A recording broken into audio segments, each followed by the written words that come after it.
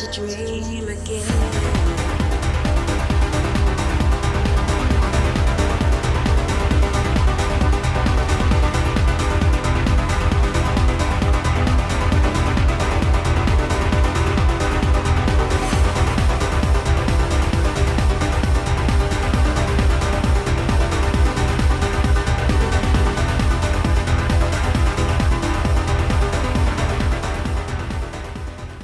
Hi, I'm Dave Butler. And I'm Carolyn Taylor. Welcome to Stay Alive. David and I have prepared a video that may help you make your world a safer place. Sexual offences account for almost 1% of all reported crime in New Zealand, but that's not the end of it. About 50% of all reported crime, that is assaults, are man against woman. And that's only reported crime. There's a lot more violence encountered by women that goes unreported. Violence is dangerous, and protecting yourself can be dangerous as well. Now, the advice that follows is general and is to improve your chances if you find yourself in a situation that you don't want to be in. Remember, you can adapt according to the circumstances you find yourself in.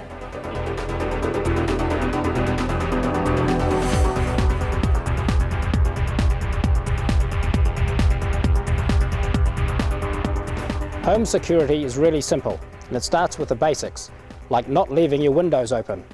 It's easy to lock your windows and improve security immensely. And just because the low windows are all locked, it doesn't mean burglars can't get into the high windows. So many people leave ladders outside, which is an invitation for the burglar and the intruder to come in via a higher window.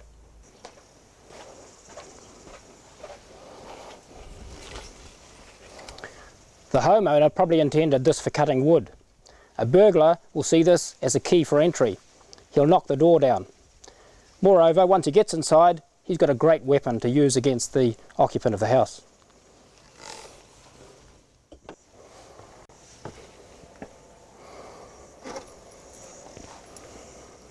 But as it turns out, the burglar didn't need the axe, he didn't need the ladder, and he didn't need the open window, because so many people leave keys in obvious places. The burglar can just come to the door, unlock it, walk in and take your possessions, or assault you. Women who are at home alone should keep their doors locked all the time. A deadlock is a great option because even if an intruder does get inside, he needs to unlock the door before he can get the goods out. One precaution with deadlocks, however, is that you need to have the key somewhere accessible in case of fire, otherwise you could be locked in the house. A monitored alarm system is a good deterrent.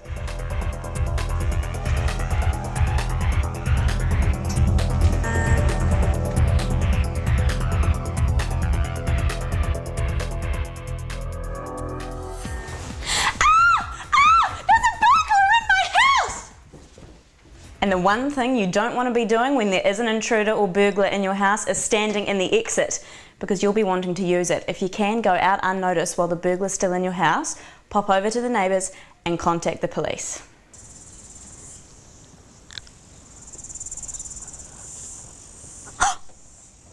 He doesn't live there. Oof.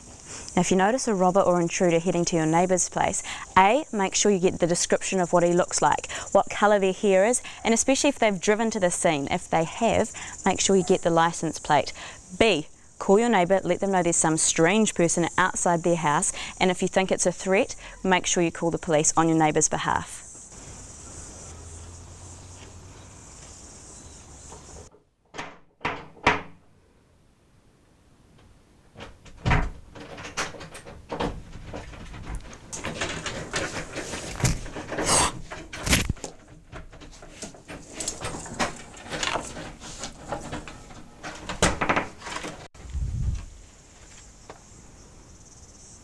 And remember, there's actually no law in New Zealand that says you have to open the door to someone who you're not comfortable with. If you don't know them, or if they scare you a little bit, leave the door shut and pretend you're not home. And also, if you've got children, tell them to not answer the door if they don't know who's on the other side.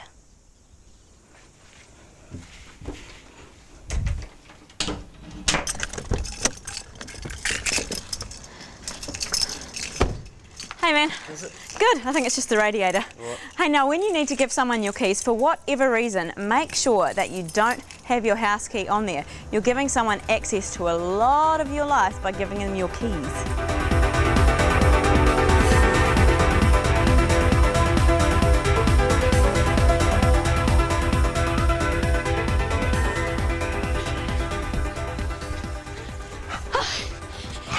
feel the need to go for a run, do it with company. Canine, human, whichever you prefer, just make sure that you're not alone.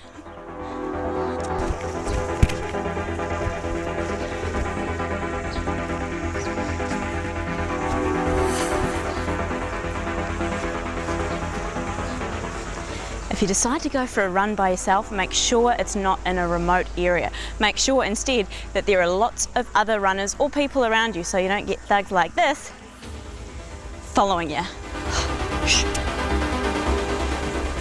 Remember to be an observer when you run. Take notice of your surroundings. For example, if you notice that there's been someone sitting in a red ute for the past couple of days watching you while you've been running, yeah, like that, make sure you get all the details of their car.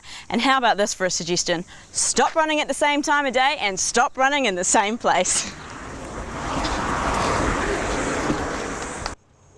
Hey, lady, you know where the servo is? No, sorry, I don't. After you. If you end up getting harassed when you're on the run, just go into your nearest public place. And another good idea, carry your cell phone. Now, being an object for an attacker is as simple as the way you walk. If you're assertive, if you walk the take notice walk, they're going to take notice, but they're going to leave you alone. Whereas this one, woe is me. I hate my life. I'm such a pushover. That's exactly what will happen. They will come and they will push you over. So, take control.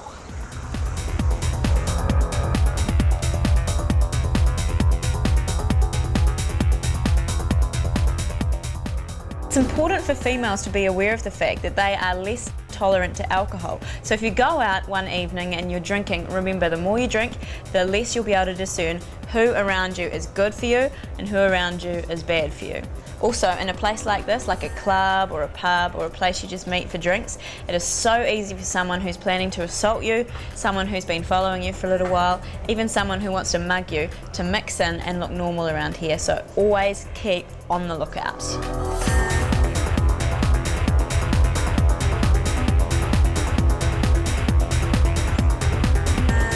If you're having a great night out and happen to leave your drink even just for a second, it might pay to use one of these afterwards. It's a drug test, which means you'll be able to tell if someone has spiked your drink, because it's a sad fact, but the truth is it's happening a lot more.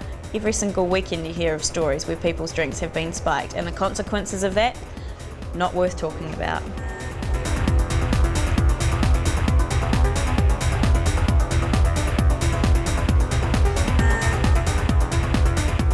These little puppies will tell you whether you can keep drinking or leave that drink well alone.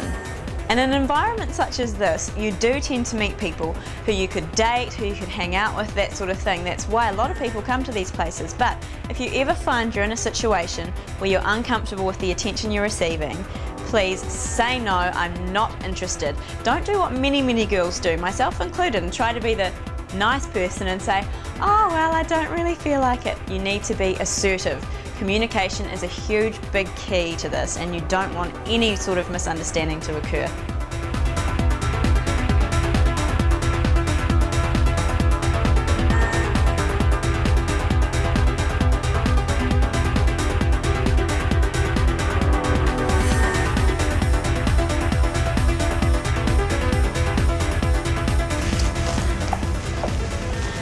Now, when you're going out at night, you need a taxi, and make sure you call a reliable taxi company. Also, make sure you're dropped off and picked up in a well-lit area. And last but not least, make sure that they can stay until you're safely inside your destination.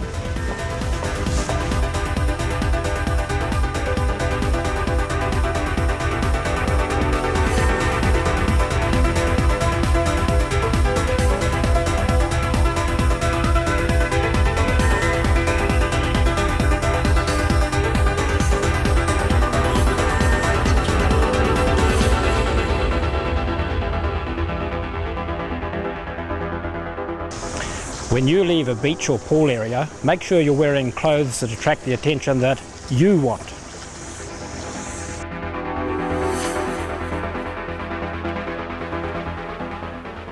FYI, if you are on holiday, remember your attitude's going to be a little more relaxed, so you still need to be aware of the same things. Open windows, entries and exits, and importantly as well, quite often wherever you're staying has your room number on the key, so be very careful of who you show this to, okay? If someone takes your key or if you lose your key, A, let people at reception know, and B, get another room. Another little holiday tip is if you are going to go and rent a nice room somewhere, why not go upstairs? It just means that it's a tiny bit harder and a little bit more effort for someone to actually sneak upstairs if they want to break into your room or try and assault you and that sort of thing. Something to think about.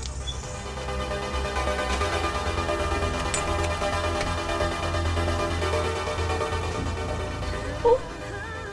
If you want to get in a lift but you're not 100% sure about the company you'll be keeping when you're in the lift, then just take the next one. It means you have to wait, but it's definitely worth it.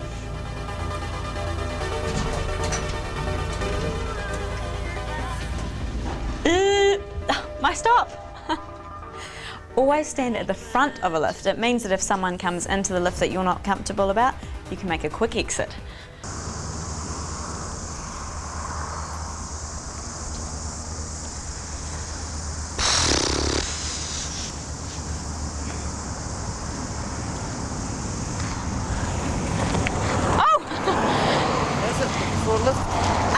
For some reason I don't need a ride now, but thanks. Catch you later. Hitchhiking. One big no-no. And hitchhiking by yourself? Shame on you. Oh.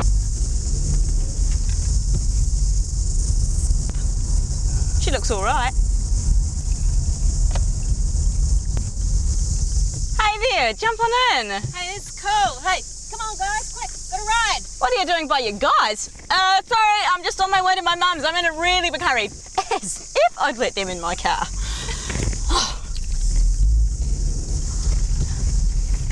Like I said, hitchhiking, bad idea. Jumping into someone's car that you don't know, bad idea. Picking someone that you don't know up, even better idea. Or should I say worse? You'll take a tapo, mate? Oh, sure. I would, except, oops, I dropped my keys. I'll just grab them for you. Yeah, right. If that actually happens and someone jumps in your car, best little trick, get the keys out, which means you're not going anywhere. If they won't let you do that, make sure you drive them to a place, stop the car, and make sure that when you stop the car, their door, which is the passenger door, is up against something, because what happens is they can't get out of the car to chase you, because what you'll be doing is this. Another place where you might want to watch out for your safety is at the airport. There's usually hundreds of people around you, so make sure A, you can travel with someone if possible, and B, you always make sure you know where your luggage is. Keep it with you at all times if possible. And most of all, enjoy your holiday.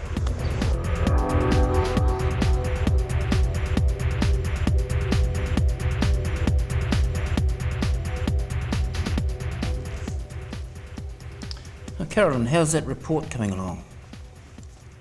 Oh, looks good. Yeah, very good. How about coming in my office for a few minutes? Okay, if things get a little bit sticky at work, you might want to do one of these things. If your boss enters your room, make sure he's left the door open. Keep your personal space your personal space. That's why it's called that. If your boss or anyone at work comes into your personal space and you feel uncomfortable about it, ask them to stop doing it. They might not even be aware of the fact that they are, but if they are, slap them. Also, if your boss wants to talk to you and you're feeling a little uncomfortable about going into his office, why don't you just ask him to come into yours? Then it's on your turf. Who knew working in a serious job would be so tough?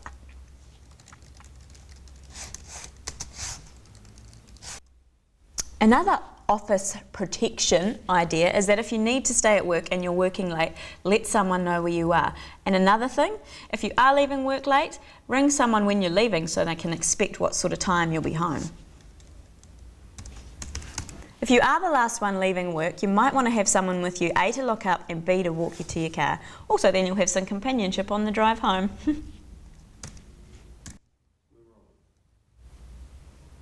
If you do find that you are a victim of sexual harassment at work, remember, you don't have to put up with it. Let someone at your company know, regardless of who it is that has been harassing you.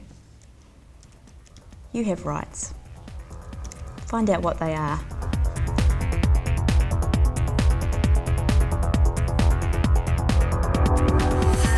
If you become the victim of unwanted attention, in the case of a stalker perhaps, make sure you don't give them any information that may help them follow you even further. Remember, you can get a restraining order against them, and also make sure you don't throw things away, even in your rubbish bin, that have information that you wouldn't want someone else to get their hands on. If you have children, tell them not to talk to strangers, and especially tell them not to give away any information about where they live, phone numbers, contact details, even things as simple as the school that they go to. If you think you've got a stalker, tell someone about it. Advise people that you're aware of the fact that someone is following you. And remember, you can always seek professional advice.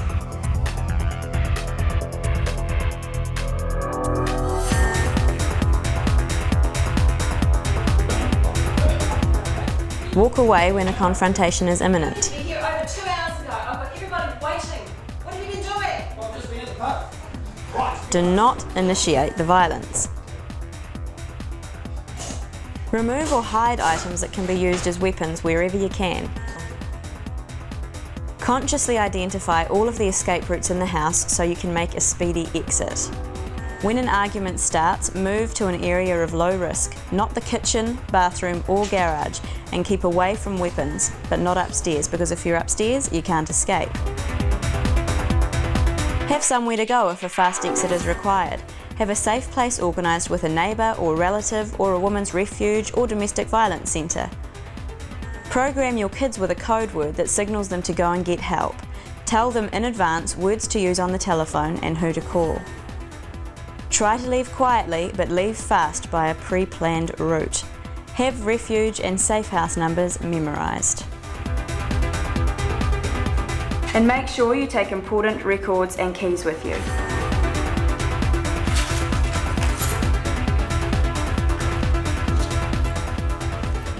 Domestic violence is a serious subject on its own. If you are the victim of domestic violence, remember, you need to get out. You do not need to put up with it. Make sure you have a plan when you leave, now, for the immediate future, and long term.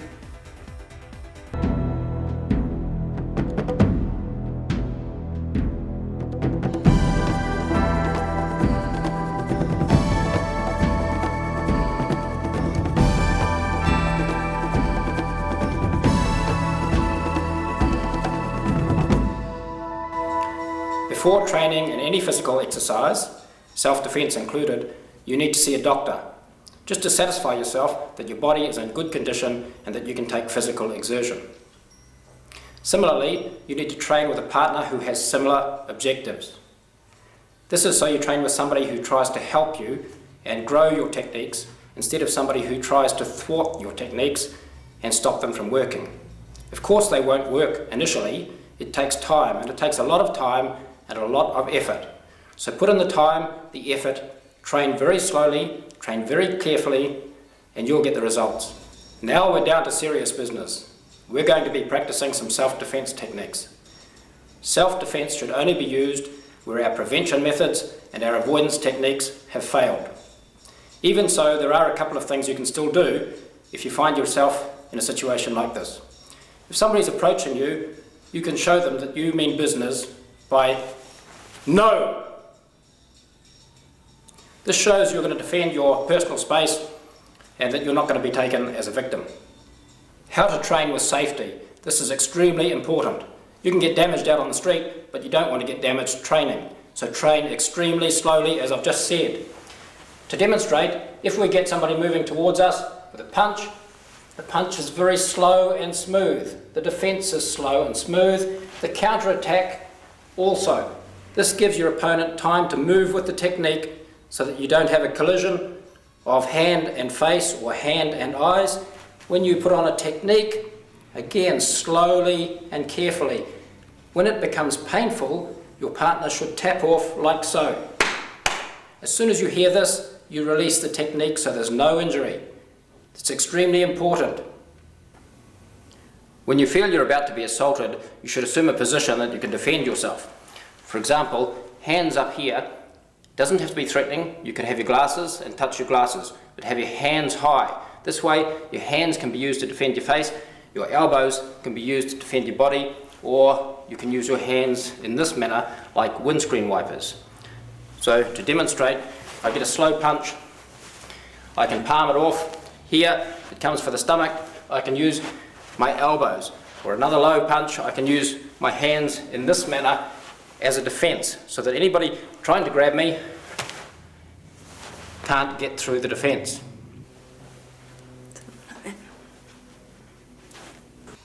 What weapons can we use in a defensive situation?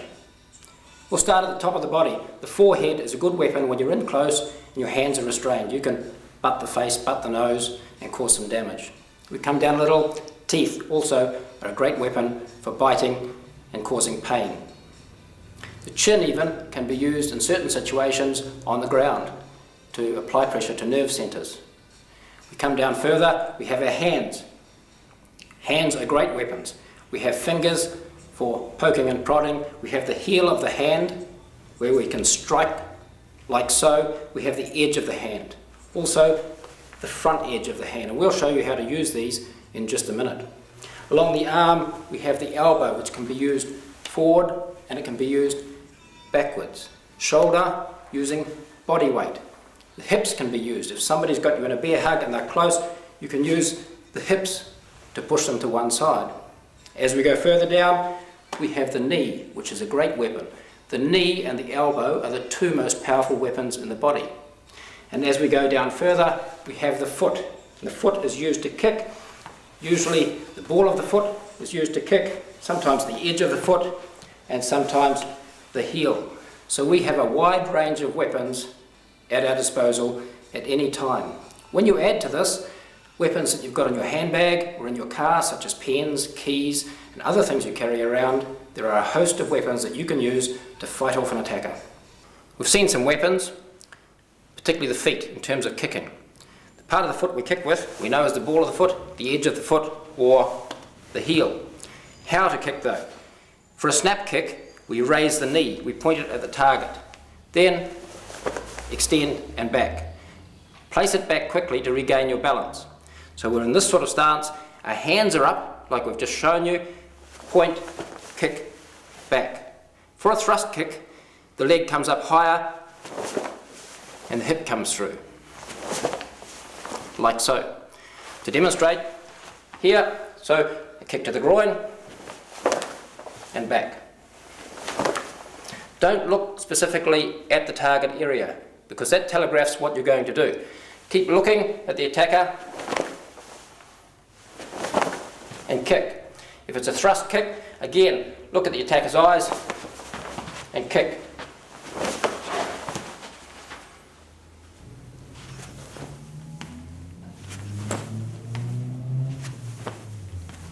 Where the opponent is at your side, you don't need to turn and do a front kick. Opponent's at your side, simply lift the knee up high, extend and back. Up high, extend and back.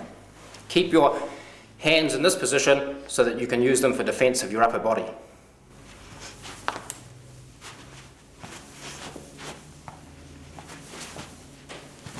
You've seen what weapons to use. Now let's have a little look at how to make those weapons more powerful. We want to use our body, and even very light people, small people, can generate a tremendous amount of power using balance.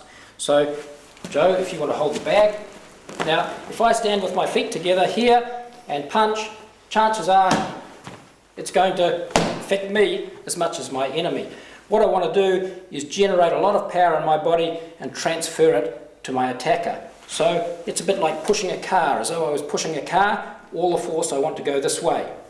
So now if I punch and use my body instead of my arm, it has more effect. Once more, body instead of arm has more effect. The same with a kick. If I apply a kick, suddenly it has effect, and very little effort on my part can cause a lot of damage and a lot of movement on my attacker's part. We've had a look at the weapons we use. We've had a look how to generate power into those weapons. Now, where to apply them for maximum effect. Let's look at the human body. Again, we start at the top of the head. We don't hit the hard skull because there's not much effect there. It's all protected by bone. But you come down a little bit and we have the eyes. Even if he's a weightlifter, doesn't matter how much training he puts in, there's no muscles over the eyes that he can develop. So it's very easy using the finger or the thumb, and you can cause a lot of damage there. Be very careful around the eyes unless it's in a realistic situation. Anywhere around the face can hurt. The gum area is particularly sensitive, so knuckles into the gum above and below the teeth will cause damage and pain. The ears, if we cup our hand like so, you're in close, perhaps in a bear hug, slap on the ears can affect the eardrums. It can burst the eardrums, cause damage, but it might just disorient the person just enough for you to get away. As we come down further, we get to the neck. Again, a sensitive area. The neck itself, often there's not much difference between no result and a catastrophic result. So be careful in hitting the neck. But around the throat, again, very sensitive. You can cause an awful lot of damage, and there's no muscles in front of the windpipe. So any strike with the fingers, the knuckles, even the forearm can drop a person quite easily if the throat is exposed. We come down further, the solar plexus. This is just below the ribs. The ribs come down here, the solar plexus is just below. The reason we hit here with our elbow, with our hand, our fist, or our knee is because it transfers shock up into the organs. The lungs and the heart are up there, and the shock will be transferred and can wind the person. We come down further, we have the groin. This is a favourite with all women because everybody knows about it. A kick to the testicles or the genitals causes a lot of pain and can incapacitate a person. It can be done in a number of ways. The hand, just an open hand slap. Ridge hand, this way. The other side of the hand, this way. Okay? If you're down low, even the elbow, the forearm or the knee can all cause damage to the groin area. As we go down the leg, the shin, the inside of the shin, using the sharp edge of my shoe, scraping down the nerves of the shin will stop somebody, particularly if it's combined with a stomp on the top of the foot. And this is where women have an advantage because they can get very close to their attacker, generate his trust, and then strike to some of these areas down here, then in here, and disappear to safety. On the hand also, there are nerves we're going to learn that will release a grip. The fingers, they're tools for attack, they're also tools for defence. So we look at all these parts of the body, we look at the weaknesses of the human body, we look where we apply minimum strength for maximum effect. If somebody attacks me, I don't want to absorb all the energy they have to offer. So in that case, all the force put in by Joe pushes me back. I want it to place me at an advantage. How do I do that? So if I get a punch, firstly I have a guard in this position. If I get a punch, that foot circles back. Again, we can do it on the other side. Straight punch again, I can shuffle forward, shuffle in. If it's a backhand hit, or if it's a roundhouse hit. So what we're doing is learning how to move off the line of attack. This is particularly important if the attacker has a weapon. But we'll go through those movements once more without a weapon. Watch my feet, watch where they move, and you'll see that I can also use it to pull my attacker slightly off balance. That puts him at a disadvantage. So my guard is up. I get a slow punch because we work slowly. That foot comes back. I can pull him slightly off balance. That's to my advantage. I can also move the other way. Here. Now, for example, if he tried to punch with the other hand, I'm out of reach. Now I shuffle in. Why would I do this? The last one was simply to escape. This one, I'm now in a position that I can do something. I can do the same on the inside. And again, I have weapons that I can use. If it's a roundhouse hit, I come in here. Again, weapons I can use. Legs just there. Also, without looking, there's a foot here. use your peripheral vision to know exactly where every part of his body is. Also, somewhere here is a groin. If it's a backhand hit, here I block, and once more I'm in a position, I have the kidneys that I can strike, I have the ribs, I have the groin, I have a knee that I can take him to the ground fairly quickly. Let's take a look at two weapons. The first is going to be a knife. Now here we're using a steel knife. It's actually a bayonet. Now don't train with a steel knife. Train with a wooden knife, and we'll show you the wooden knife shortly. This is just to show how you get out of range of a weapon. The same foot techniques. My guard is up, I get the stab. Here. Here. Here. There. Roundhouse. Note, I'm inside the weapon, so that can cause, even if it comes out of his hand, no problem. And here, I'm inside the weapon. If I stayed here and just did a block, I have a little bit of a problem if the knife comes out of his hand. So we're inside, where he can't use his weapon, I can use mine. Train with a wooden knife, not a steel knife. And this is the sort of knife you can use, or you can use a rubber knife. Now, even when you're using this, be very careful, because if you're stabbing near someone's eyes, and the wooden knife goes into it, it's going to cause a lot of damage. Even if you hit the throat, it's going to cause a lot of damage. Even if you impact into the ribs, your partner's not going to be very happy. So train slowly, train safely, even with an imitation weapon. Now, we're going to look at the same movements from somebody hitting me with a club. You'll see they work with any weapon. Off the line. Off the line.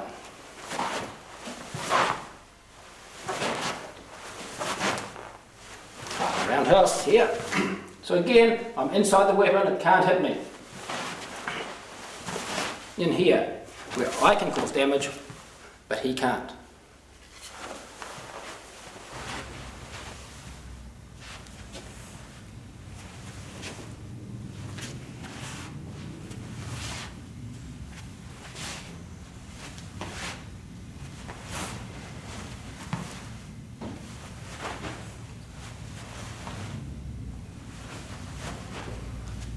We're going to start with half a dozen simple wrist restraints. This is where somebody grabs your wrist, tries to drag you into the bushes or take you to a bedroom. First is same side. Note, same side, this is important. From here, we secure it in place.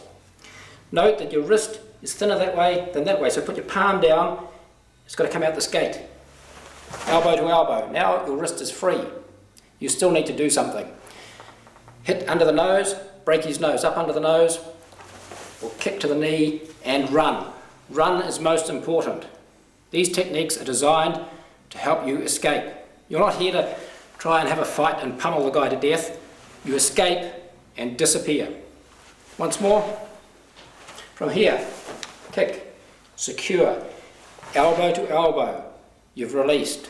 Strike here, and run. Now from the other side. So we grabbed from here, kick, secure, elbow to elbow. So I shuffle in. Now I'm in striking distance, here, and also here. Now I run. This time, the attacker grabs opposite arm. Technique's a little different. Straight away, we kick. With every technique, the first 3 seconds is the most important. You need to react in the first 3 seconds. It only gets worse after that. So as soon as he grabs, I take his mind off it by kicking to the groin. I step out here. The reason I step out here is because he's grabbed me for a reason, perhaps to punch. If I'm here, I'm right in line. So we start again. As soon as he grabs, kick, and I'm offline. Bring your hands up and think to yourself, pray that it works. And that's why you put your hands in this position. But that gives double strength here to the wrist. I aim at the opposite shoulder and slowly push down. It forces a release. From here, strike, kick to the knee, disappear. Once more. Here, kick, up here, towards the opposite shoulder, strike, strike, go. Other side. Looking at it from the opposite side, he's grabbed. kick, up, diagonally out from the face, here, strike, strike whatever's available, and go. Now, this lock, when you do this, do it a little slow, because if you trap it, or if he can't release, there is a serious wrist lock there that you can break a person's wrist. So just do it slow at first, give the person time to release. Once more. Release. Strike, strike, go.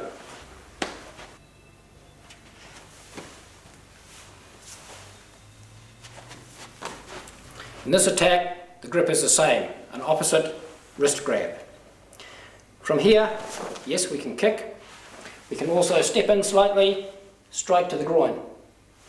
Turning, we can also strike up to the face. Our shoulder is under the elbow.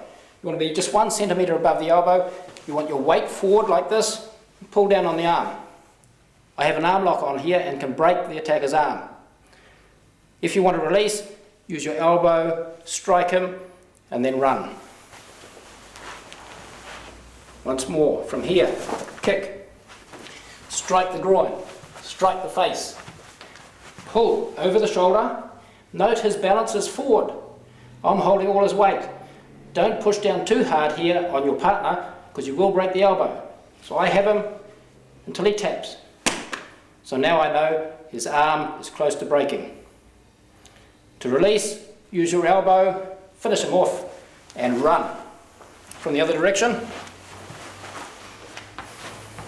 kick, hit the groin, hit the face, under here, weight forward,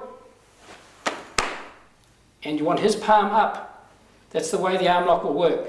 If his palm is this way, won't work. Palm up, we have an arm lock. One more time.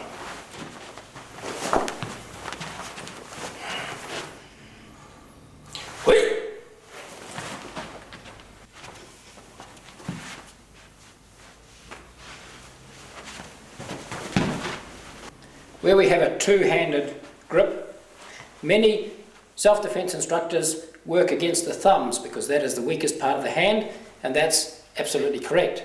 In this technique, however, we're going to go around this way. The reason for that is that I want a follow-up technique with the knee. And if I go the other way, the hands are all on the road. So I get a double hand grip. Strike the groin, come up outside the wrist, flip them out. The head is now in position for the knee. Again. And run. Once more. Run. This is a similar attack to the previous one. Again, take his mind off it, kick to the groin, or kick to the knee. Palm up on one hand, this turns his wrist over. Our other hand grabs the large thumb muscle. I now have a wrist lock. I can take him off balance. I don't take him to the ground. You could if you wanted, but all we need to do is strike with the knee and disappear. A little faster. 1, 2, 3. Support the other hand. Just take it straight down. He must follow. Now, knee to the face, and go. From the other side. 1, 2, note the position of the thumb. Support it, straight down. The pain causes him to go down. His face is now within reach. Knee, and I go. Last time.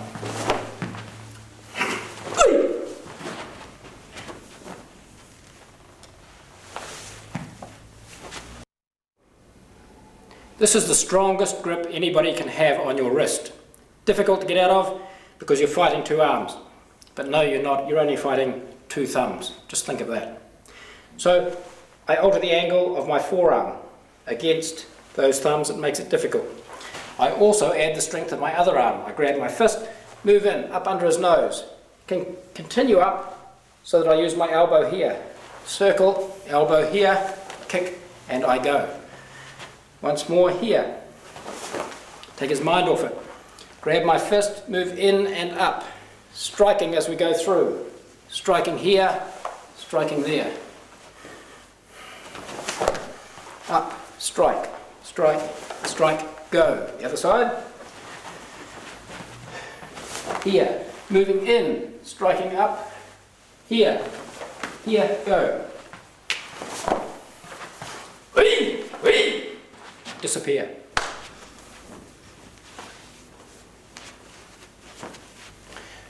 When somebody has my wrists a long way from my body, I'm quite weak. So I need to kick first to take the strength out of their stance.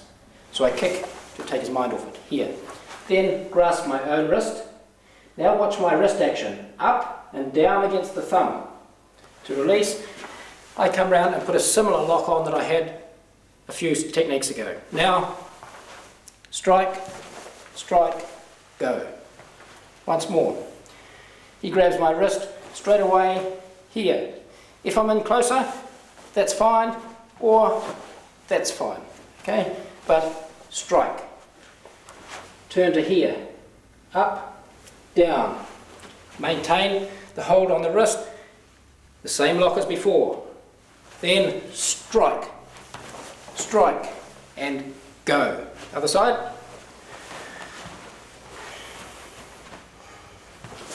Here. Hold the wrist. Up, down.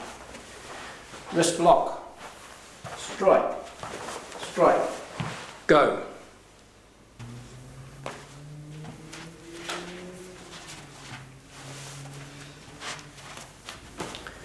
When you do this technique, just think of the old Wild West, where Clint Eastwood or John Wayne would draw their guns. Keep it in your mind while you do the technique. If I get grabbed from the back, as in the previous technique, but I keep my wrists closer to my body, this gives me more strength. Then I grab my guns, up, and then point them at the enemy. Straight away, without thinking, my wrists are free.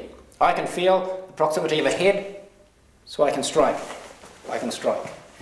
Once more, up, down, strike, strike. From the other side, very much the same. So here, release, strike, strike, and go.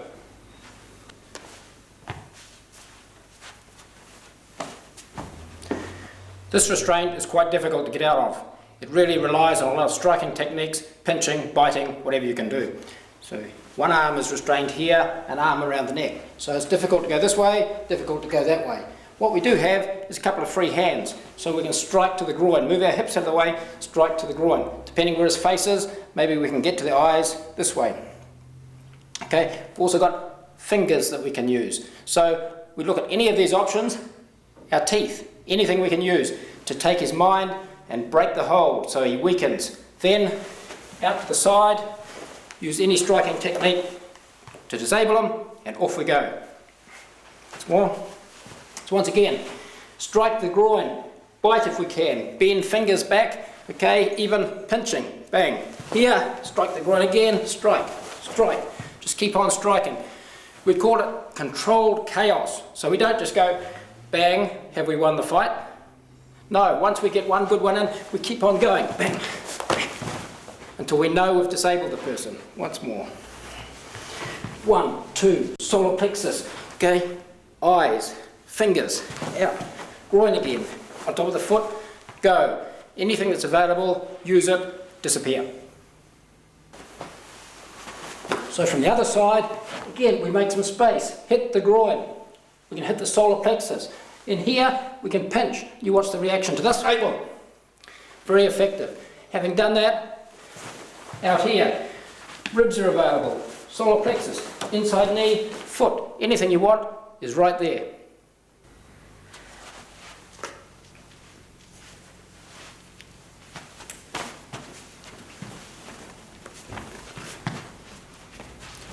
We now move on to strangulation techniques. The first two we're going to do not appear in our book. They're just for variety, for other self-defense instructors might want to include in their system. So when we get a strangle, somebody with straight arms, you can hear my voice already has altered because you should apply pressure to the windpipe. But initially, not so much that you collapse on the floor, obviously. So just a little bit of pressure. Take his mind off it that way or that way. Hand over and under, off. Then into the kidneys, solar plexus. Once more. Take his mind off it. Kick. Over, under, lever off. I can break the arm, hit the face, solar plexus. If you're a woman, then you go. If you're doing jiu-jitsu, continue with other techniques. Other side. So as soon as you strangle, here, note I've lowered my hips to give me a good, strong, powerful stance. Kick to the groin, over and under. One, levers against the other. Suddenly, I've got an arm lock. Okay, kick him in the face. Other technique, go. The second technique we're looking at here, same attack. Still take his mind and strength away.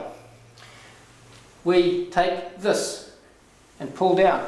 Straight away you'll see the energy from my opponent. It's no longer at me, it's off centre.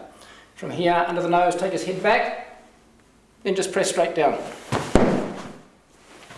Kick and leave. Up. This one again, strike, down, here, and leave. Other side, strike, here, over, down, wait, and leave, or break his arm. This strangle is a straight strangle from the front. Again, take his mind off, because as soon as anybody attacks, give them something else to think about. Here, our fingers go to the throat pit. The throat pit is just above the summit of the sternum, the top of the bones. There's a little hole, straight fingers, 2 of them. Here, straight arms. Use your shoulders, so if you can't reach, if he's got long arms, you don't have to stand here and say, I can't reach. Twist. Use your body, not your arms. Get rid of him. Then strike and go. Once more.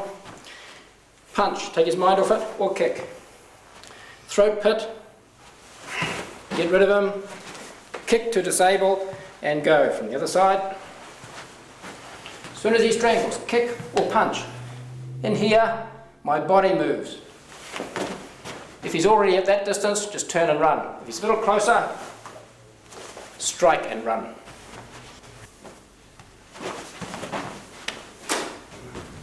Once more, we strangle with somebody with straight arms.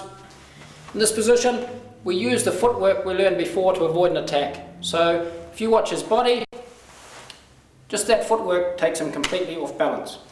We add in a few other things. So from here, take his mind off it, hand comes up between. As I turn, knock that out of the way. Then I'm sprung loaded to strike, take his leg. Once more, take his mind off it. Turn, strike, strike. Now if you want to strike somewhere soft like the throat, often that's exposed as well. Here, to the throat. Okay. Same technique. If you're very tall, you can alter that technique. From here, same start, over the top, hit down. Strike here and here. On the other side, both versions, A and B. That's A and B. And go. Now we have strangles from the rear. Somebody tries to throttle you from behind. Okay. Here, if we're being pushed along, go out to the side. Under his arms, we're now behind, kick to his knee, and that will drop him to the ground. Then disappear. Once more. Under, strike, and go. Back the other way.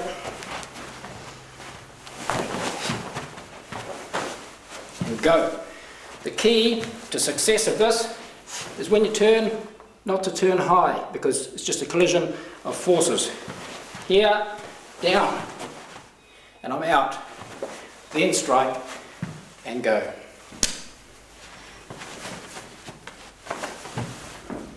Once again, we're attacked from the rear. This time the person's bending his elbow so he can get his fingers around my throat. In this instance, we trap one hand in place. Strike the groin. Both hands are free, so we strike the groin. Then push his elbow up, trapping his hand in place. Push his elbow over, and the hand comes into this position on the elbow. Now for jiu-jitsu practitioners, this is excellent. It's a very strong position because I can just take it straight to the ground. Once more, elbow here, groin, over, into here. For women's self-defense, we don't need to go to the ground. We can just use our head and our knee to strike to the temple. Push them over and disappear. Once more, hold in place, strike the groin, push the elbow over, just control them for a minute, strike the head with your knee and go. Push that way before you go. From the other side. Here, trap, strike, push up. Here, to control, hold his head, 1, 2, push, go. Just a little bit faster. Whee!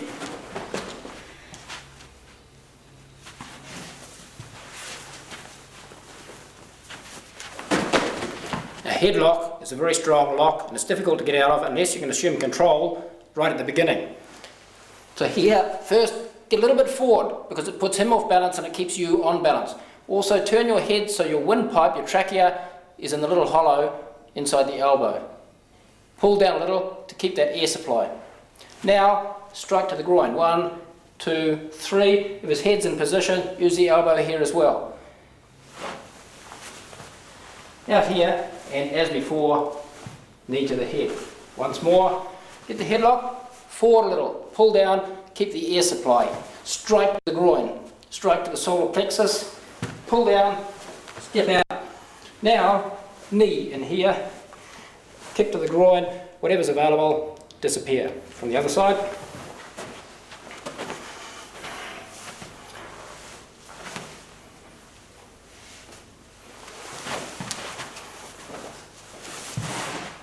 One more.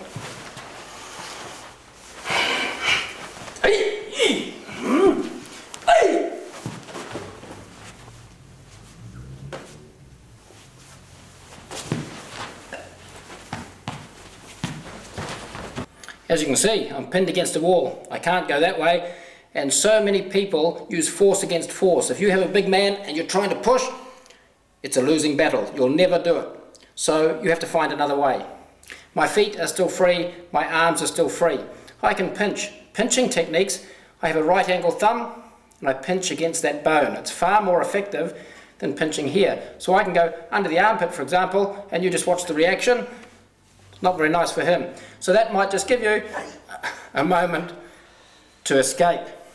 The technique itself, though, I take his mind off it with that, maybe also through the groin. Then reach over. I support this wrist. The reason for that is I'm going to strike the elbow. Now if I don't support here, I'm hitting myself in the throat. So reach over, support and lock it. Strike hard to the elbow and move out of the way. I pin him against the wall, straight arm, just for a second. Then strike to the nerve centre in the side of the leg and disappear. Once more, we've got our options. We can pinch if we want, or we can strike directly to the groin. Block. Strike here, out of the way, put his head through the wall, break his arm, hit the leg. Again on the other side, still kick. Lock that arm, strike into the wall. Lock his arm, knee here. If his groin's exposed, knee to the groin. One more.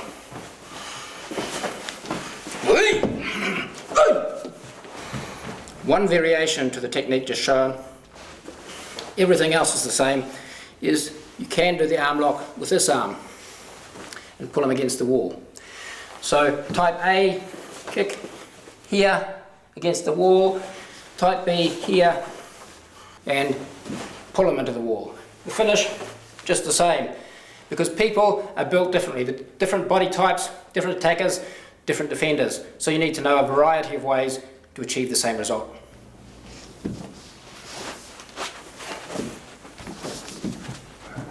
On this occasion, the attacker has bent arms, so he's a little bit closer to me. So he's strangling, you've got me pinned against the wall with bent arms. This provides more opportunities. I can still get to his groin with my knee or my shin. The ribs are all accessible, I can still pinch. I've also got nerve centres in here. So any of these things, all these things are available. But the technique we're doing is to pin, hold, and whack him into the wall here. Once again, his foot's there, and go.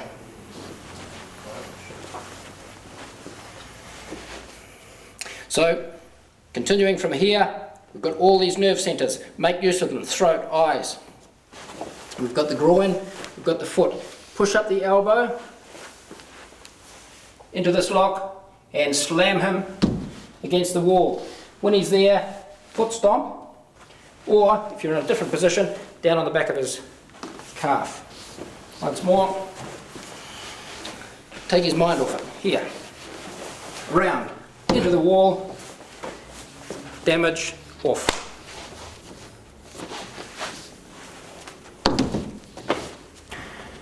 In this situation, my attacker is behind me and has me pinned against the wall. I still have hands, but they don't work too well going back that way. So I use my legs initially. So I look for a knee. Bang, knee, the shin, I can come up into the groin. So any of these good powerful kicks in any of those areas is going to take the attacker's mind off it. Once having done that, I can possibly use my hand into the groin here. Once this happens, I'm free to come under, and suddenly I have the advantage, and I go. Now, once more, get on the other side. So in this position, I use my legs. Bang, bang, groin, anything I can. Then, once I can reach with my hand, use the hand to the groin, continue my head under. I've escaped. Here, anything that's available, and I go.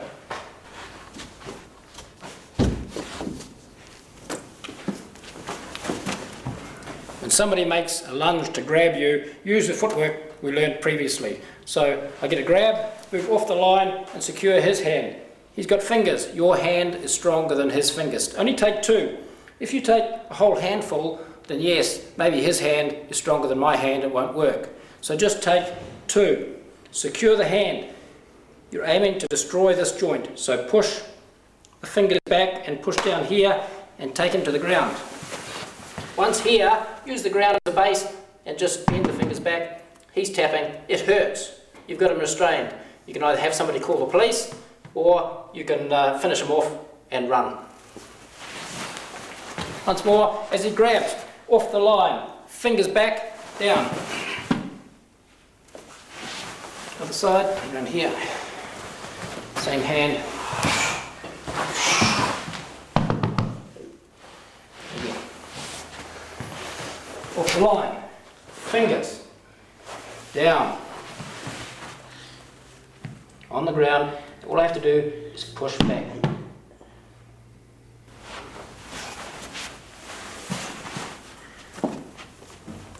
When somebody goes to push on your chest, like so, you can absorb by turning, similar to our footwork off the line. Okay? At the same time, as he pushes, I push back. So I have fingers in the eyes, I've pushed his head, his jaw, right back. His arm is straight, a good target. So I swap hands, smash his arm, take him to the ground, knee him in the ribs, and go. Once more, as he comes in, here, fingers in the eye. Change to block this hand and smash at the elbow joint. Kick, and go. Turn around. He pushes. Here, under the nose, under the jaw. Strike. Down to that position. Kick ribs. Go. One more time. Here. Down here. Kick. Go.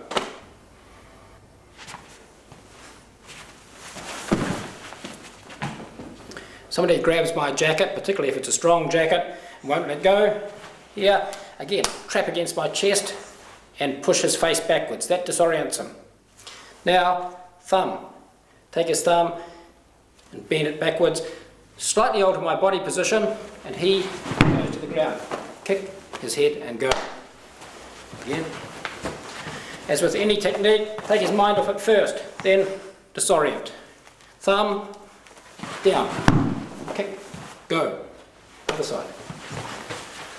He grabs, kick, here, thumb, here, down, there, go.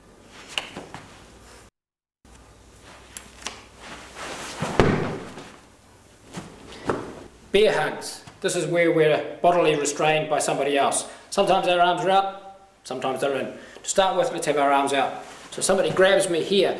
Now let's look at some of the options we've got. One is knee to the groin. So grab his hips and use the knee to the groin like so. He wants me, he can have me, but he can also have my knee. Now, nerve centres, eyes. We can put our thumbs into the eyes and push back, and that will release the hold. It also exposes the groin more because his pelvis has come forward, bang. A further position we can use is what we call an ear gland, which is just below the ear. Here's the jawbone, here's the sternomastoid muscle. Up in this groove is a gland, particularly if I hold the head and stop it moving. So if I start to push him there, he can't go anywhere, there's a lot of pain. And he will, hold me tight, he will release.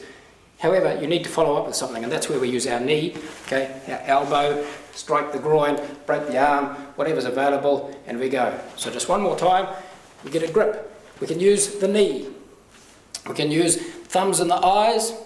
We can secure the head and push our thumb up under the ear into that gland to release. Having done that, that's when the battle starts. We use our controlled chaos and just hit, hit, hit, hit, go.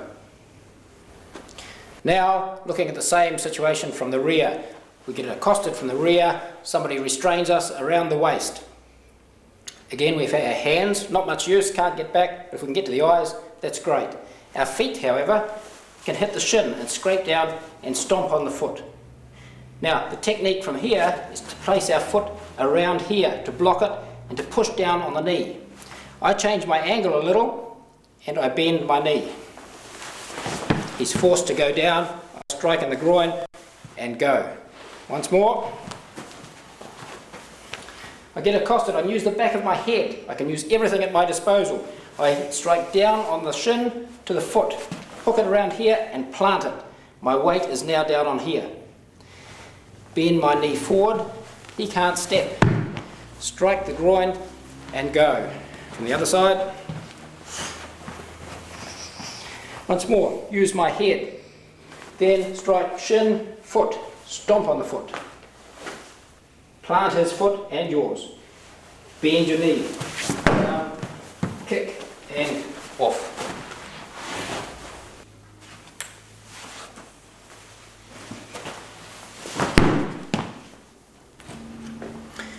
Another waist restraint from the rear. This time, again, we use our head as a weapon, and whichever hand is on top, that goes around behind the elbow and traps his arm. Again, he wants me, he can have me, he's not going to get away. On this top hand, we use our knuckles, make a really tight fist on the back of his knuckles, up and down the grooves. That makes him release, then push. I've now got a wrist lock on him, I've got him secure. All I have to do is kick, injure, and run. Go through that once more. As soon as he grabs, lock the top arm, strike with the head. Nerve centre in the back of the hand makes him release, push it. So now I'm pushing those two together to hyperextend or hyperflex the wrist. Kick and run.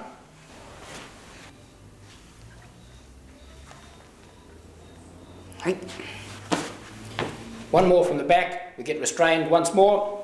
Another alternative for defence is, again, use your head that's free.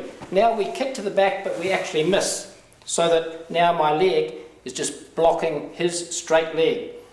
His foot is available to pull, and I use this contact as a hinge. Turn, I stamp on his groin, throw the leg over, kick him in the kidney, and go. Once more.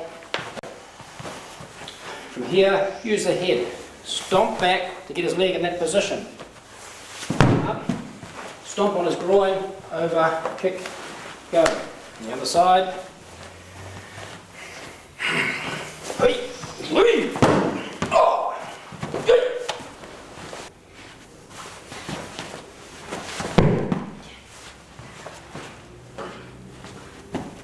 Occasionally your arms can be restrained as well. Makes it more difficult, but there are tools you can use. So we get a bear hug from the front here, we have our hands free, he wants me once again, he can have me, I've got him here. Whack, whack, hold and do at least 3 of those to the groin. Right. We've also got our knuckles, which can drive into the ribs. There's nerves in here. He didn't like that. There's also the pinching in here. So you've got a number of options. You've got eyes here as well that you may be able to reach depending on the size of the person. Again, even though we're in this position, we can stomp on the foot, we can stomp down the inside shin. Once we're free a little, we've got nerve centres on the inside. So just to recap those, he grabs, I grab. 1, 2, 3. I can use knuckles in the ribs, I can use fingers in the eye, I can pinch here, I can also pinch the inner thigh, which is not very pleasant for anybody. Once he's open, on the foot, down the shin. If you're constrained from the rear with both arms inside, there's a wide number of things you can do. From here, we still have our hands free to a certain extent, so we can slap the groin. We can do pinches to the inside of the groin, okay? So there's a number of things we can do with our hand. We can still kick. The technique we're going to show you, maybe you do some of those things first, but the technique itself is to lower our hips and raise our arms. They must be done both together. So we do the prelim, strike, strike. Then lower our hips, raise our arms. This frees us up to strike to the solar plexus. When we release, kick to the knee and go. Once more. Here, prelims, maybe a headbutt, strike, maybe a pinch. Here, lower and raise our arms, strike the solar plexus. If he's still standing, slow him down with a kick to the knee and run from the other side. My hands are constrained, I can't get them out. I kick. I go down low, raise my arms. Hit to the solar plexus, maybe slap to the groin. Turn out, kick to the knee to slow him down while I head in the opposite direction.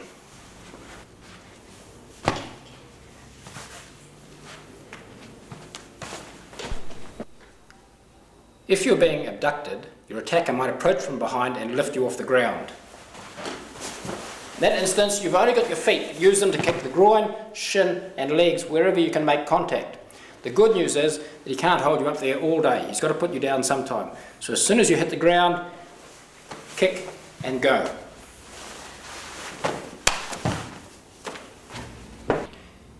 In a combat situation, your main priority is to stay upright and mobile. I can move, I can run, I can use my weapons. There are situations, however, where your attacker will force you to the ground. In this situation, keep your feet towards the attacker. Your main priority is to get up. But when you can't get up, keep your feet aimed at the attacker so that you can kick. You can kick the inside shin, you can kick the groin, kick the thigh. You can stretch and kick the solar plexus. So your legs are great weapons. Now, to get him down and provide an escape for yourself, hook your bottom foot behind his ankle, low to the ground. Top foot goes just under the kneecap. And then I apply a scissor motion and force him back. When he's down, kick the groin and run. Once more. So on the ground, my priority is to get up. To do that, I use kicks. I also hook my bottom foot behind his ankle, top foot under his kneecap, and force him back. Disable him with a kick to the groin, and then escape. An alternative, if he has the other foot forward, is to block this way. This one on the foot, this one behind the knee. When I do the scissor motion, it's the exact opposite here, and he falls forward. At that point, kick the kidneys, and again, don't wait around for him, just escape. Demonstrate that technique again. So when the opposite foot's forward, block here, kick forward, disable, and escape. Just so you're clear between the two techniques.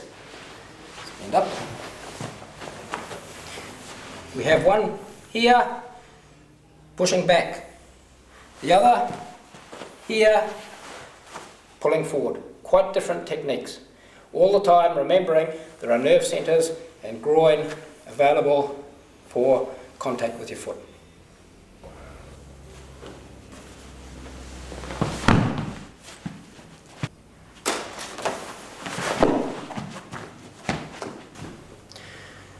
If you're forced to your knees in front of a man, you have a lot of options still. So if you're forced to your knees, and of course you've got groin here to cause injury, you've still got nerve centres, you can punch on top of the foot, but the knee is a prime area where you can cause damage. There's two ways you can do it. One is to hold the ankle on the ground and use your shoulder. When you're in close, strike to the groin and run. The other way, forced to the ground, is to use your arm just above the knee and hold the ankle the other side.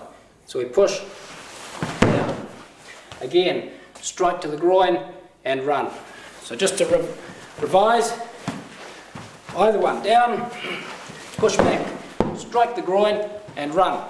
If I use my shoulder, I go below the knee, here, strike the groin and run. We're on the ground again. This time somebody is standing above us with a weapon. As he comes in, we've got a lot of weapons, a lot of nerve centres we can use. In this case, trap his ankles.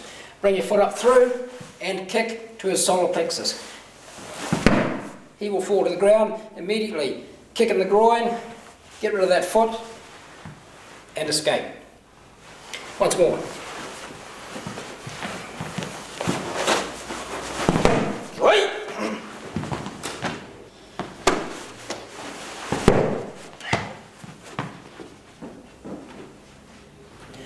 We're on the ground again. This time we'll use a nerve centre. Last time it was ankles and we used a kick, which is fine for that situation. This time we trap one leg only. Here we can strike to the groin. We use a fist like this. It penetrates just above the knee, behind the quadricep on the side of the leg, and I push.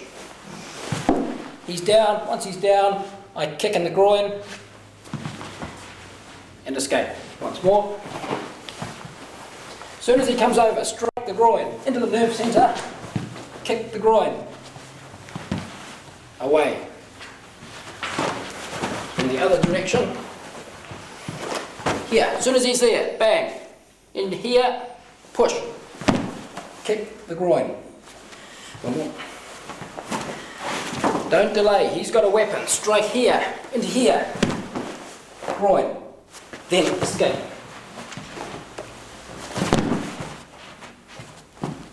This time an attacker approaches from the side and I manage to kick him off before he straddles me. Grab the heel to stop him stepping back to regain balance. Turn on my side, kick solar plexus. When he's there, kick the groin. Again.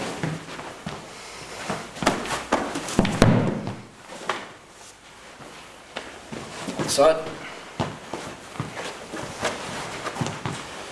Steps up, grab, kick. Kick the groin and disappear.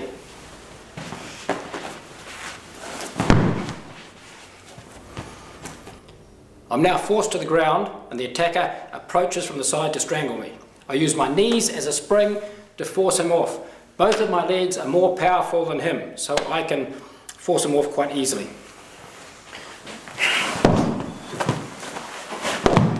And then I escape. On the other side, force back, put your knees between you and the attacker. Then use your body and your legs to force him.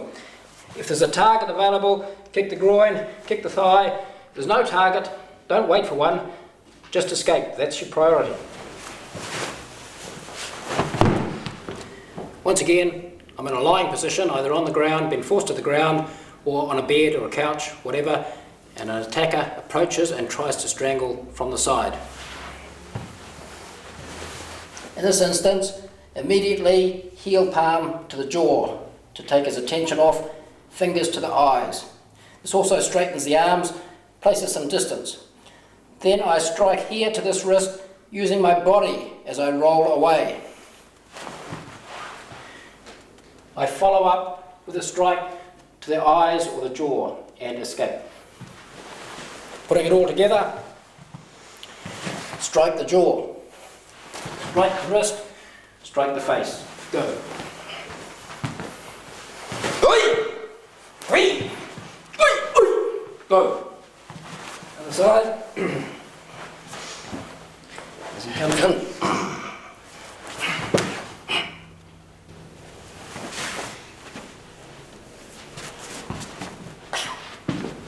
I'm dragged back to the ground and strangled. Here's how to deal with it. We can punch. We can use our fingers to the eyes. We can strike to the throat. We can use our knee to the face if the opportunity presents. But the technique, having got his attention, is to put pressure on the elbow across to the other side of your body. It frees you up and puts a lot of fingers just in front of you. Take a couple and bend them back. Snap them off, but not when you're training. To look at it again, a little bit faster, we get pulled back. Punch, punch, punch. Eyes, throat, elbow, across here. We have these fingers, break them. From the other direction, drag back. Straight away, punch, punch, punch. Eyes, throat, elbow, across here. Fingers. Get a good grip and you've got complete control of him in this position. Try and hit me. You can't.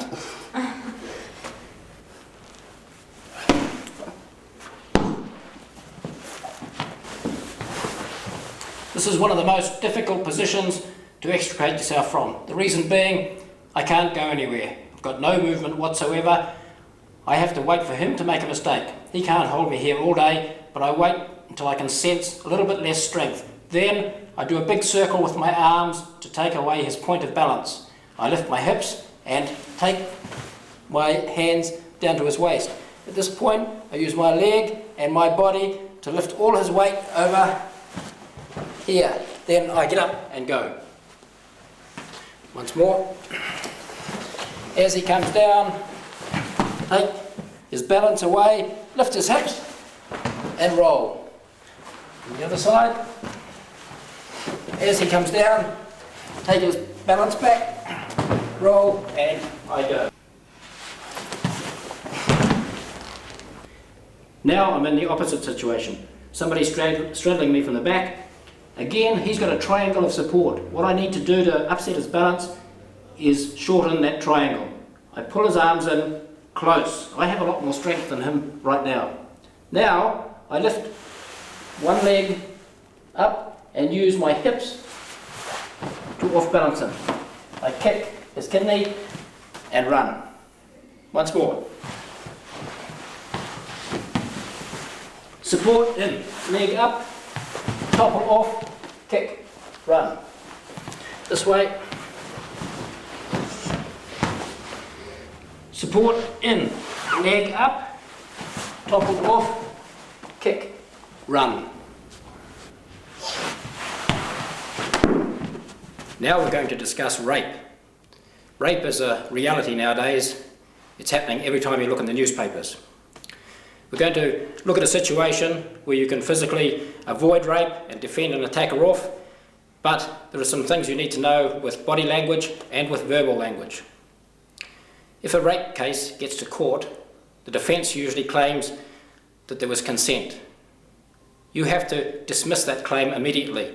What you have to do when you're being raped is say so. Say, stop, you are raping me.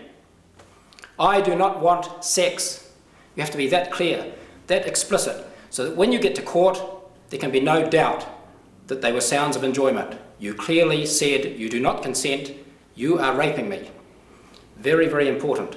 And if the perpetrator is caught, take him to court. Now, one physical defence. You're forced to the ground or you're on a bed. Here, the perpetrator kneels between your legs.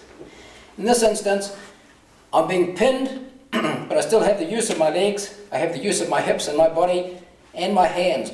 I can go for eyes, I can still go for throat, and I can use my feet. So initially, shift your hips to one side.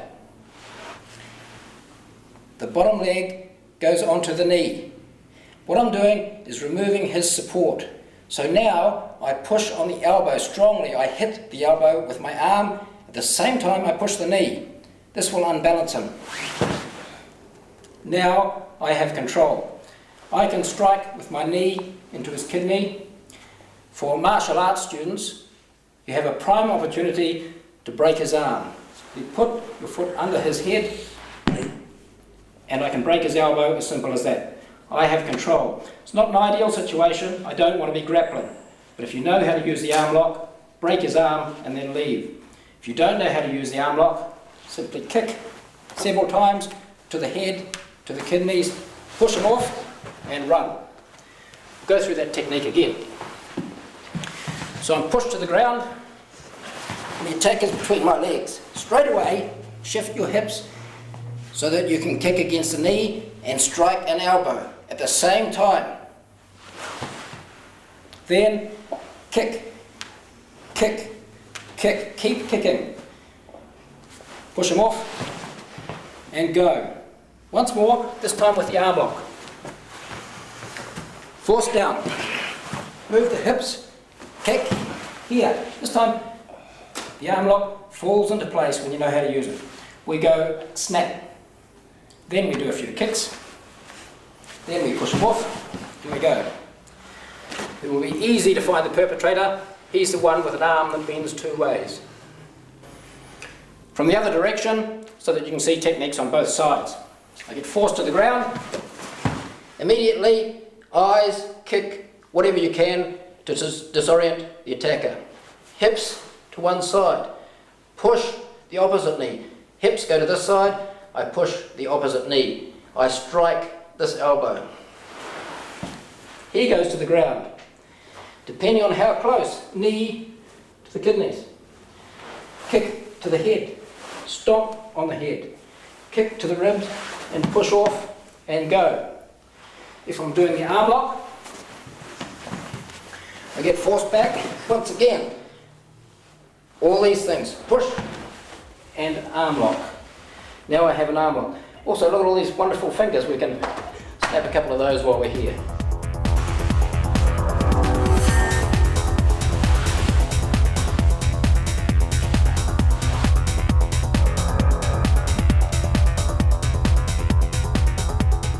Now we're going to talk about weapons. Almost everything you see around you is a weapon. You have chairs in your kitchen, you have sugar in a bowl which can be used to throw into somebody's eyes, slippery cooking oils and soap you can put on the floor if somebody's following you. You have hot oils and hot water on your stove and in your kettle. They are fantastic weapons. While we're discussing weapons, we'll just look at one that's very familiar around the kitchen. It's a tea towel. And if somebody attacks, I can quite easily loop it around the head and force, do a strangle and take somebody unconscious very quickly. So it pays to join a martial arts club or take lessons and learn how some of these simple things around your kitchen can be turned into very effective weapons if an intruder comes. Particularly if they're close, if they think you're not a threat, okay? But you are. Around here, strangle and down you go. You've got complete control.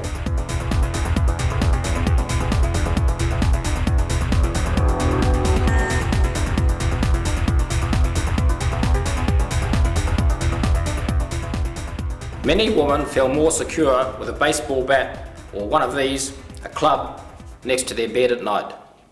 But I suggest you don't have a weapon like this next to your bed for two reasons. If, for example, some small children break into your house looking for lollies or coins or for any other reason, and you use a weapon like this against them, it can hardly be called reasonable force. You're likely to be talking to the police about your actions. Secondly, if you're asleep in bed, you've got bedclothes over you and blankets, and a criminal comes into your bedroom and sees this next to the bed, who do you think is going to have first shot at it and be able to use it most effectively? You or the criminal? I would suggest the criminal will be in a better position to use this weapon against you than you are. In this case, I'm going to use a newspaper. Now it's important when you use a weapon, you don't use something that an attacker can take off you and use against you. A bowl of sugar, he doesn't perceive that as a weapon. A newspaper, he doesn't perceive that as a weapon. So you have a weapon and he doesn't. If somebody approaches me with a knife, for example, I can use this to disarm and to attack his groin. Right? So newspaper becomes a baton to disarm a knife. I would never disarm a knife if somebody's holding it by grabbing it. I just cut my fingers. I need something as an equalizer. Also, if I get a backhand slash, for example, the newspaper protects me. It stops me from getting cut. Now, you need to be inventive. We can't go through every weapon there is around you. Look in your handbag. A pen in the eye, a comb, car keys, all sorts of things in your handbag that are weapons, all sorts of things around your kitchen that are weapons. Let's have a look at a few knife defences without a weapon.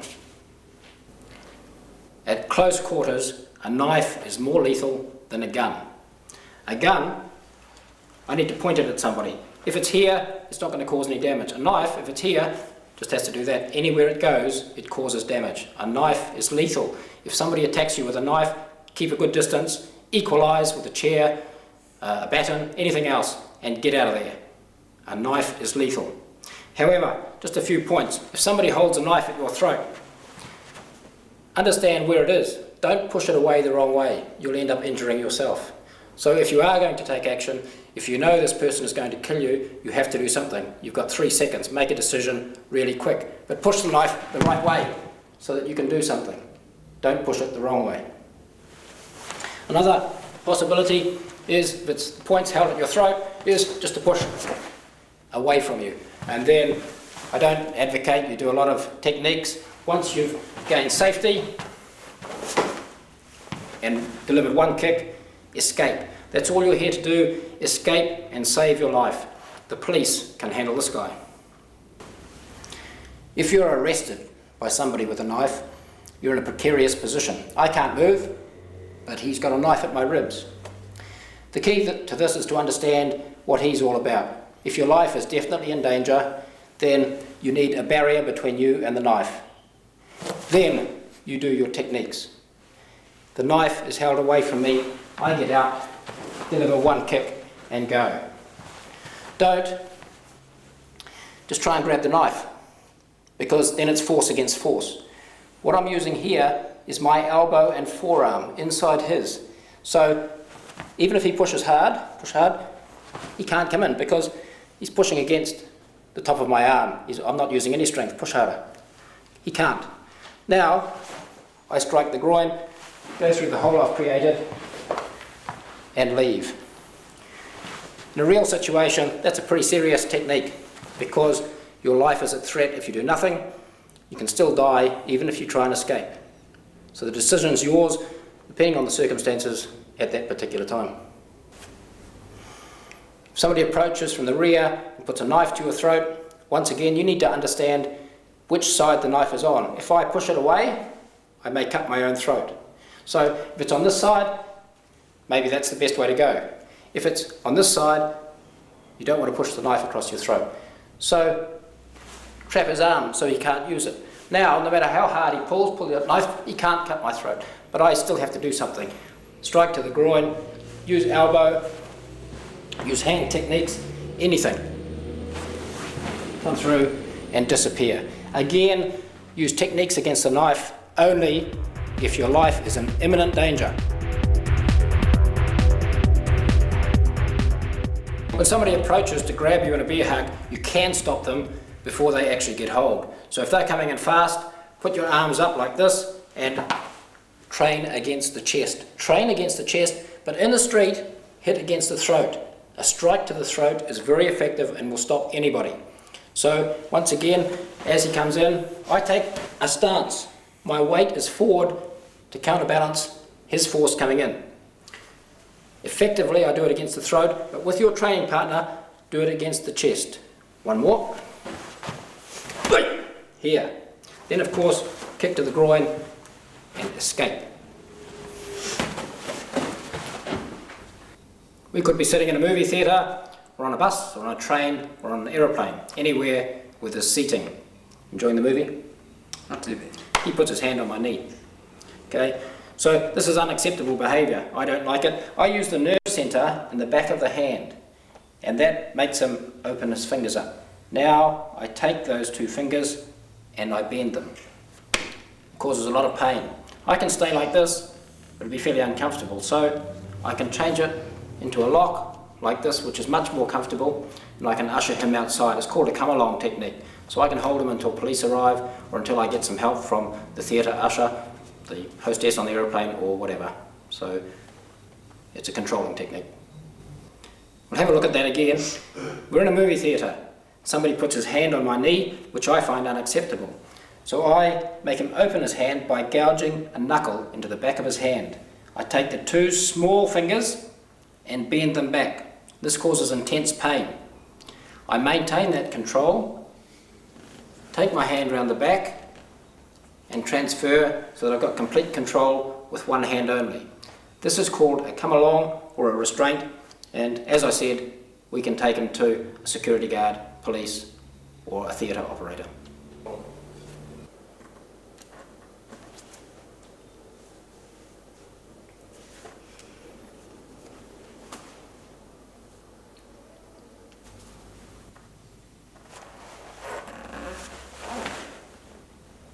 Again. So what's happening? Same situation as before. Instead of doing this, I can just grab the wrist. Put a bar just above his elbow, 1 centimetre above the elbow joint. Use that as a hinge, a pivot. Force him down. Now I have a very strong arm lock. I'm at a party and somebody decides to get fresh with me, puts his arm around me. As soon as it comes round, slap in the groin. You can also bring it up and slap in the face. I've got control of this hand. Come out here, holding the hand, and keep it in line with the spine, and twist and lift. It's a very painful lock. Don't stay there forever though, just kick and disappear. One more time. The arm comes round, midi, slap, slap. Out, twist and lift. Kick and go. Again. 1, 2, 3, 4, go.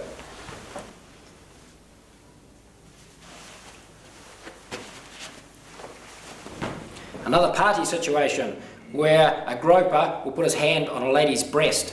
So we get the attack on the breast, clamp it there. The principle, he wants it, let him have it. Here. Now, while he's distracted here, 2 fingers back, makes him bend his elbow. Arm under, I've got a controlling technique. Take him to the party organiser and say, throw this bastard out. So one more time. He gropes for my breast, I push the jaw back, fingers in the eye if you can, 2 fingers back, that bends his elbow, hook under his elbow, take his fingers, we've got him. Escort him out the door.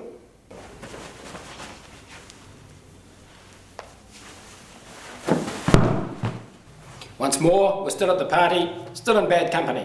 Now somebody puts his hand on my backside, reach through here, slap him in the groin, then clamp his hand to my backside and take a finger or 2 fingers, and I've got control. Once I've got him in this position, I can heel kick to the face or the solar plexus and then leave. So we'll look at that one more time. Hand goes on my backside. Through here, slap in the groin. Slap on his hand. Grab whatever finger we can, bend it backwards. When he goes down, kick to the solar plexus or the face, then vamoose.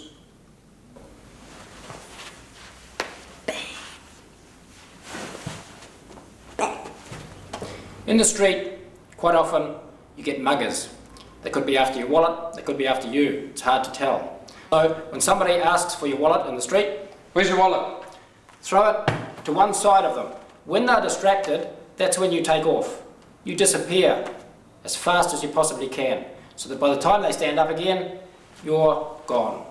Now the good news is, you carry 2 wallets. One has some old credit cards, a Flybuys card and $10. This one has your current credit cards and all your cash. So you've still got your possessions.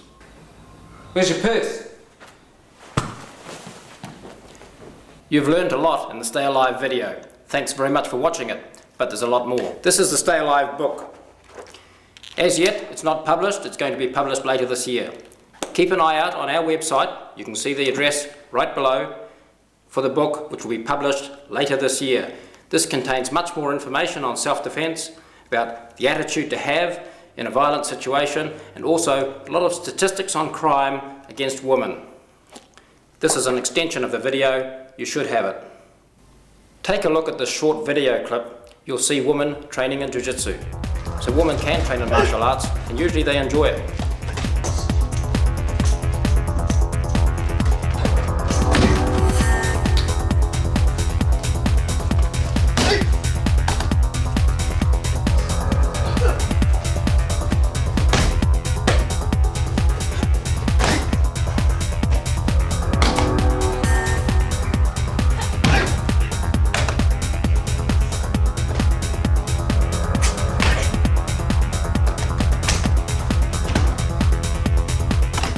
have a look for a martial arts club near you and take part.